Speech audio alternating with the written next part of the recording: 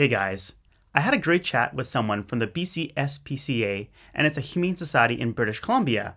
Now, I did this while filming for the main channel a video with the kids about homeless cats in Canada. I learned so much while filming, but I couldn't put it all into the main channel video, so that's why I have this one. If you're interested in cats and cat welfare, this is the video for you.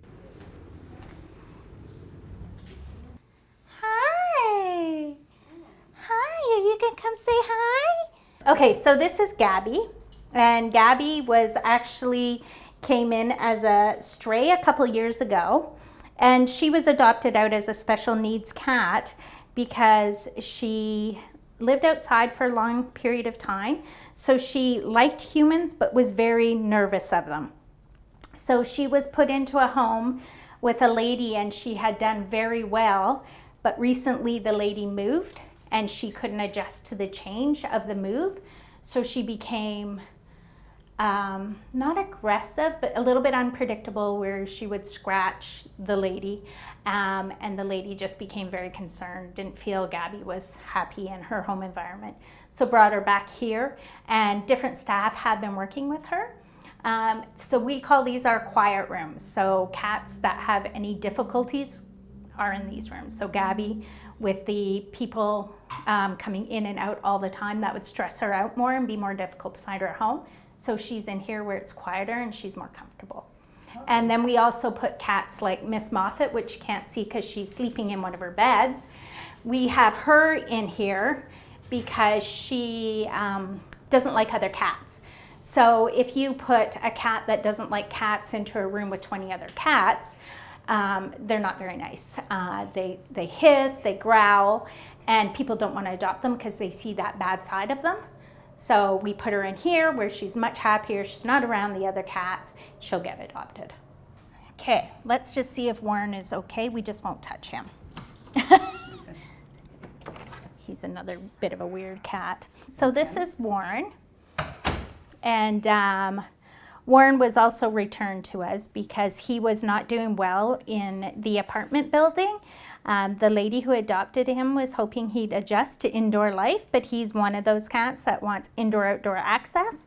So we'll be looking for a home where he can go in and out, and hopefully start working with him on a harness with our volunteers, and finding him a home where he will have the access and be happier as an indoor-outdoor cat. Oh, you're gonna headbutt the camera.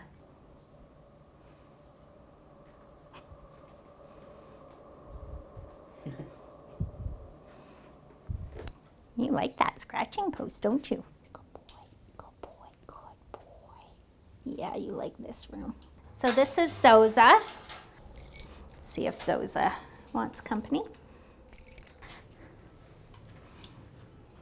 And we don't normally have cats in this area, but Sousa doesn't particularly like the other cats, and is much happier in here. Just chilling. Yep. And Sousa's one of our cats that will stay here a little bit longer because right now we're just waiting to get a dental done on her. We get a lot of cats in here that have medical issues, and a lot of times they need dental done. 4 or 5 years ago now, I think it was about 5 years ago for this particular branch, they were all portalized. So this is just an example of one of our kennels that has been portalized. So it's got, this cat has 3 different compartments. So we have the food and the hide and perch here. And as you can see, Tessa's in her extra bed in the middle, and then we have the litter on the far side. We did some research through UC Davis. And so what happened was they researched how much space a cat actually needs to be happy, healthy, and hopefully free of disease in a shelter environment. And it turns out that's 11 square feet. So that gives them the chance to stretch out and choose where they're gonna sleep and when they're gonna eat, whereas before, years ago, the cat would just be in this section. So we'd have the food up here, the hide and perch, and the litter pan right beside it. And we found that the cats were stressed out, they weren't happy, they were getting sick, we were getting upper respiratory in the shelter. So we found, once we portalized all the kennels and gave the cats the space they actually needed, that our upper respiratory infection in our shelter actually dropped. And cats, as you know, have a very high sense of smell, and their smell is a lot stronger than ours. So, you know, it's proven that they don't want to eat anywhere near where they urinate and defecate. So we have found that by doing this, the animals stay for a much shorter period of time. They're not getting sick, and they're getting adopted so quickly here. We're actually helping the same amount, and in some cases more, animals than we helped before. When we portalized our kennels, we saw it go, I believe it was 39 average days here in Vancouver down to 6. Wow, that's amazing. It's incredible. And like I said, if we get a young, super healthy cat, it can be gone within 24 hours. The ones that we see that are staying a little longer are seniors, and then cats that may have health problems that, you know, we need a particular home for, you know, because they have special needs. While growing up, I always had indoor-outdoor cats, so I wanted to know today's stance on cats going outside. It's always great to have an indoor cat. We do recommend it. The cats will live generally a longer, healthier life because they don't have the animals out there that are preying on them. They don't have the cars to deal with. You know, all those things that, you know, cats aren't road wise. I mean, it's not, you know, they don't know that it's dangerous to go out onto the road. So we do promote keeping cats indoors. However, there are a lot of cats that we get in that have to have outdoor access. So what we promote is harness training them. So take them out and take them on a harness and let them have that out time so they can run in the grass and chase butterflies or whatever it is they want to do, or even build a little, if you have the space, a little outdoor gazebo area that the cat can safely be in. One of the reasons I decided to talk to the BC SPCA is because of a place called the Cafe. And the Cafe is a cat cafe where you can meet cats, but not only that, you could adopt them. And the cats were coming from a partnership with the BC SPCA, so I asked them about it. How Cafe works is the owner, she has a separate area where people can come in and sit with the cats and view them and play with them. And some people go there actually to adopt, but other people go there just to have a coffee and relax and read and have the cats around them.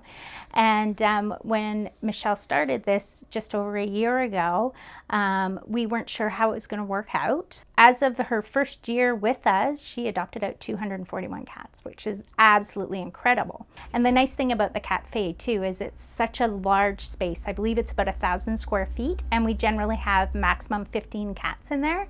And the cats are able to just run around and perch on their perches they have there, stretch out with the clientele that come in. So it's actually a really nice area for the cats to be.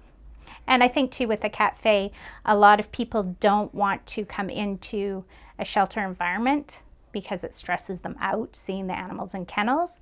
That this is, you know, it's an open business where they can go in and relax with the animals. And I think that's what's making it very popular. Jody had told me that the return to owner rates for cats in North America was much lower than dogs, so I asked her to tell me more about it.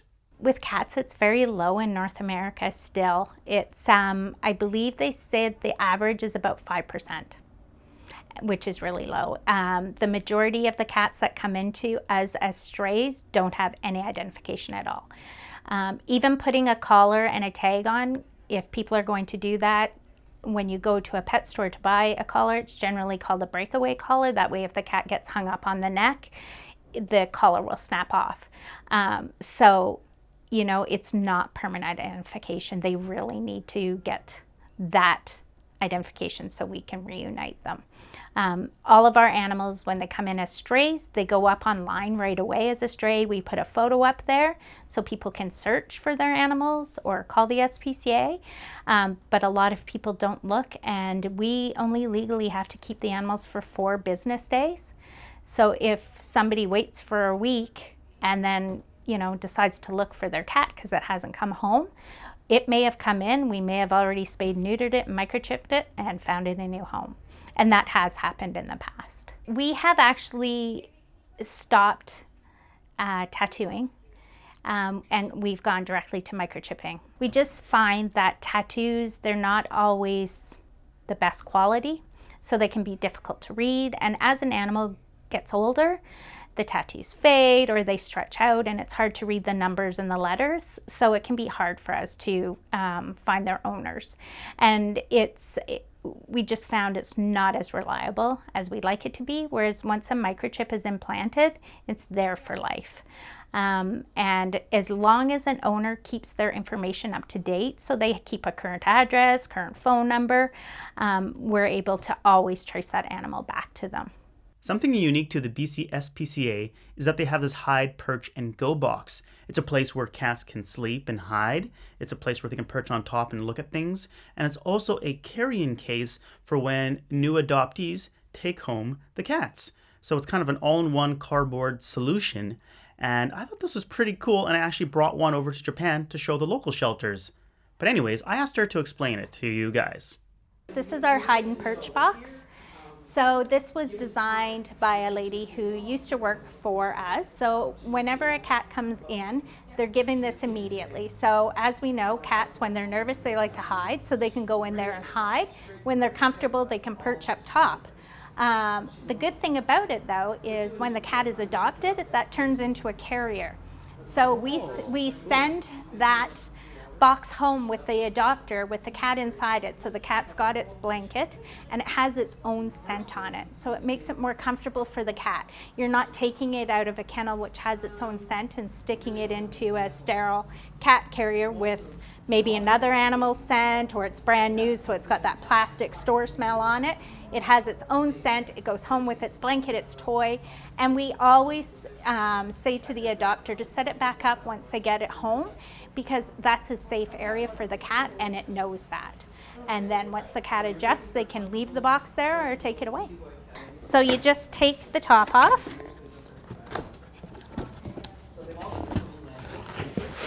Come on. Put the top back in.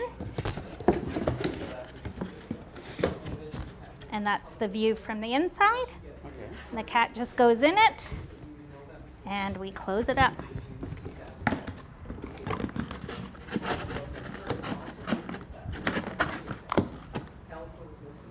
And that's it. Something unique about the Vancouver branch of the BC SPCA is that they also have a veterinary clinic attached to it. Now, if I didn't know better, I could swear that this was a hospital for humans, but nope, it's for pets. So this is one of the x-ray rooms here in our clinic. Wow. And then they can use the viewing screen right there to actually look at the x-rays and see what's going on with the animal. This is the lab. So they have a lot of the medications in here, but this is where they look at the blood, they look at urine, they look at fecals, and they can determine what is going on with the animal. And they also do have an outside lab where we send out to, so if further diagnostics are needed that can't be done in-house, we do send them out to an IDEXX clinic who can further screen whatever it is we need done with the animal. So this is their different surgery areas, so their prep area to the left, and then if you wanted to walk, I don't think anyone's in surgery or doing anything, you could have a look at the surgical prep area. This is, yeah. If I wouldn't know better, I would know it's for humans. I think it's Yeah, for humans. yeah. In Japan, cats get euthanized when there's no room left in the shelters. So I asked what happens in BC when the same situation occurs. I was happy to hear the results. We only euthanize, I need to make this clear, when a vet has recommended due to health issues or injury or disease, or for aggression. So if an animal is extremely aggressive and it's going to injure a human being, then of course we can't adopt it out. I read that cat adoption rates are going up in Canada, and I wanted to know why that was. I think part of it may be the fact we're educating the public. So they're coming into SPCAs or other humane organizations to actually adopt rather than getting them for free online or going down the road and seeing the free kitten sign and grabbing a kitten. I think it's a big part education, because when they come into a shelter or another humane organization to adopt, everything's done to that animal. It's spayed or neutered, it's microchipped, it's vaccinated, dewormed, defleed. You get a lot of things with it. There's a large value in what you're getting. And I think as educating the public on how much it really does cost to have all those things done when you get the free animal, I think that's made a huge difference. A lot of our pet stores here in BC will also take animals like cats from us, and they do adoptions for us. And that's what we advocate. It's, you know, if you're going into a pet store and you want to adopt, make sure the animal you're adopting is from an SPCA or another humane organization or a rescue. I heard about stray cats and feral cats, so I asked Jody, what's the difference? A feral cat is a truly wild cat. So a cat that's been born out in the wild and had absolutely no human contact at all. And they're extremely aggressive if they're captured, and they can't be tamed. So there are colonies out there where people will go out and feed them. We make sure they're all spayed and neutered, and usually we tip the ear, so we know that they have been spayed or neutered. Whenever we talk about spaying and neutering animals, especially with kids, it's first of all hard to describe to them exactly what that means, other than we stop them from having babies, because a lot of people don't realize that there's a great chart on the web, and I can't remember the exact numbers, but when we talk to kids about cats, you know, we have a male and a female, and 1 + 1, and then all of a sudden that equals 6, because the mother cats now had 4 babies or 6 babies or however many babies. And then out of those babies, you know, let's say half of them are female, half of them are male, they get pregnant again. And it's a vicious circle. Just like with humans, cats can also have foster families. Our shelter here, we don't have a great thriving foster program. We're just starting to develop it. But we always need fosters. We need fosters for cats that come in and have a litter of kittens, or that are pregnant, or we get orphans, so they have to be bottle fed. While touring around, I saw a lot of volunteers. So I asked about the program and what exactly volunteers get to do. Yep, they do cat wellness. So they spend time with all our cats, but when they come in, they're directed to the cats that need it the most. So, you know, if we have a cat that's a little frustrated or nervous, they'll come in and work with those cats first, and then they'll spend times with the cats that are a little bit more outgoing. So yeah, they'll come in, they do any kind of wellness we need them to do. So whether it's just some grooming, or sitting in the kennel with the animal and letting the animal come to them and just get used to human contact, or just relaxing with the animal. We really push our reading program, so having people just come in and sit and read a book with our animals. I didn't know about that. It's great for kids too, to come and with a parent just sit and read out loud. It encourages kids to learn to read out loud, for one thing, but also it's calming for the animal. So this is what we call X-Pen time. So our volunteers will come in and they'll pull one cat at a time, or in this case a kitten, out of the kennel and sit in there and play with them, and, you know, let them promote natural behavior. So more of the running around, jumping, stretching, climbing, doing things they can't do in the kennel. So they all get to come out at some point during the day. And it's nice when we have clients coming in here that are wanting to adopt, and they can see the animal out on the floor and, you know, just being a cat or a kitten. This is Baby Bob, and Baby Bob actually has been in foster care, and he just came back today for people to start viewing him, because he's of the age now where we can have him neutered and find him a home. The BC SPCA does a lot of great work, so I wanted to know how they got the funding to do what they do. BC SPCA we're on our own. And like I said before, we have 37 branches and 4 adoption centers. Provincially, we're not funded. However, the provincial provincial government recently, over a 2 or 3 year period, did give $10 million towards facility development because a lot of our facilities are falling apart and we just don't have the finances to rebuild in the different communities. So we're not funded by anybody really. We rely on donations, our fundraising events, just the generosity of the public coming in and helping us out. Have you thought about what happens if you're so successful adopting cats out? Like, where do you get cats from anymore? I mean, in the grand scheme of things, I don't think that would ever happen, that there wouldn't be cats available. And you know what? If 20 years from now there are no cats in BC, I'm sure there are going to be cats elsewhere in other provinces that we would always be willing to help out. And but I don't think that's going to be an issue. You know, there seems to always be a supply. And that's it. Thank you so much to the BC SPCA and Jody for letting me film and answering all my questions. I had a lot of them. I learned a lot and the kids learned a lot as well.